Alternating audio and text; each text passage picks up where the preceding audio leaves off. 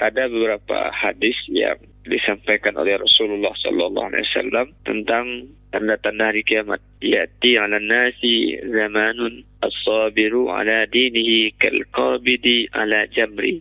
Akan datang suatu zaman di mana manusia itu beragama itu seperti orang menggenggam bara api. Kalau panas dilepas, kalau dingin dipegang.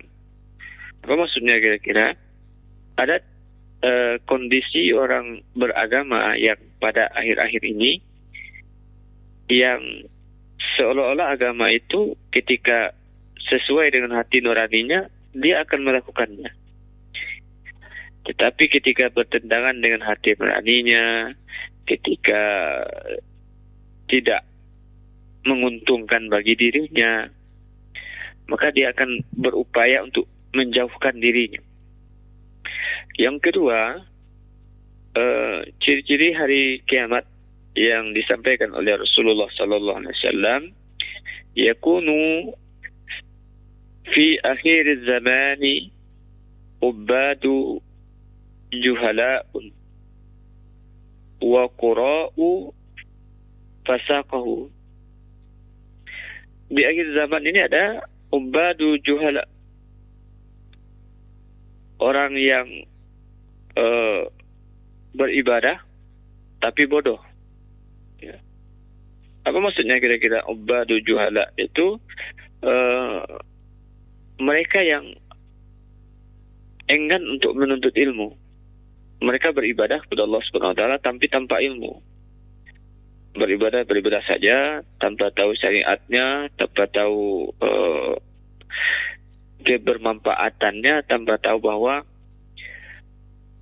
ibadah dalam Islam itu tidak bisa dengan semangat saja. Yang berikutnya, wa qura'u fasaqahu. Penghafal Quran yang fasiknya. Penghafal Quran yang fasik, wa qura'u fasaqahu. Apa maksudnya kira-kira itu? Di akhir zaman ini banyak muncul orang yang hebat baca Quran, di mana-mana dibangun rumah tahfiz. Tetapi kebanyakan kita di akhir zaman ini akhlaknya bertentangan dengan Al-Quran. Perbuatan kita tidak sesuai dengan apa yang terdapat dalam Al-Quran. Yang berikutnya, ciri-ciri tentang datangnya hari kiamat itu dalam hadis ini, qati'atur rahmi, terputusnya silaturahim. Ya. Mudah sekali orang memutuskan silaturahim gara-gara perbedaan pandangan, perbedaan pendapat, ya, perbedaan dalam menyikapi sesuatu, perbedaan dalam memilih pemimpin. Ini menjadi sebab terputusnya silaturahim. Salah satu ciri-ciri akan datangnya hari kiamat yaitu dalam hadis ini yaitu yazhabus salihuna al-awwalu fal-awwalu wa tabaqa khusalatu ka khusalati as-sa'iri awit tamri. Salah satu tanda-tanda berikutnya, tanda-tanda hari kiamat menurut Rasulullah SAW dalam hadis ini, yazhabus salihun al-awwalu fal-awwalu, diangkatnya, meninggalnya orang soleh.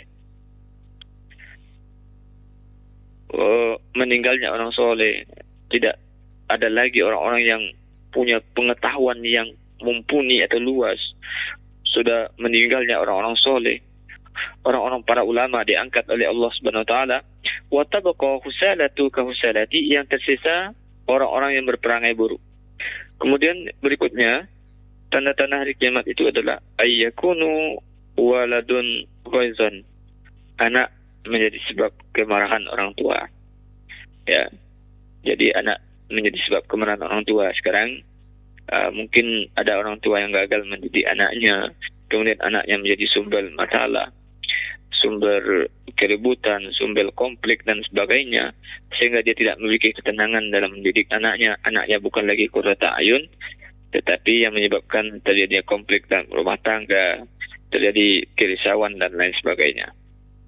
Yang terakhir, tanda-tanda hari kiamat disebutkan oleh Rasulullah sallallahu alaihi wasallam, idza ata'a rajulun ra'atahu wa aqa ummahu. Salah satu ciri hari kiamat berikutnya ialah idza ata'a rajulun, suami yang patuh pada istri dan durhaka kepada ibunya. Banyak sekarang kan kita lihat fenomena suami tunduk pada istri tetapi mendurhaka ibunya. Ini mudah-mudahan ini bukan terjadi pada kita semua. Fenomena ini telah muncul di tengah masyarakat kita. Maka kita perlu mewaspadai segala sesuatu yang dapat menimbulkan kemurkaan dan kemarahan Allah Subhanahu wa taala. Ya, mari kita perkuat hubungan kita dengan Allah Subhanahu wa taala agar Allah menjaga kita. Karena memang akhir zaman ini merupakan fase yang paling berat yang harus kita jalani. Salah satu yang perlu kita lakukan adalah memperkuat keimanan kepada Allah Subhanahu wa taala, mengistiqomahkan diri, kemudian menjadikan Allah sebagai tujuan utama dalam kehidupan. Ketika kita menjadikan Allah sebagai tujuan utama dalam kehidupan, maka Allah akan menyelamatkan kita. Segala apapun yang terjadi pada hari ini, fenomena-fenomena ini justru jangan membuat kita takut, tetapi kita harus menjalani ini semua dengan menyerahkan diri kepada Allah Subhanahu wa taala, bertawakal kepada Allah Subhanahu wa taala. Kemudian mari kita jaga keluarga kita, diri kita, dan kita jauhi sesuatu yang buruk yang sesuai dengan hadis Rasulullah SAW.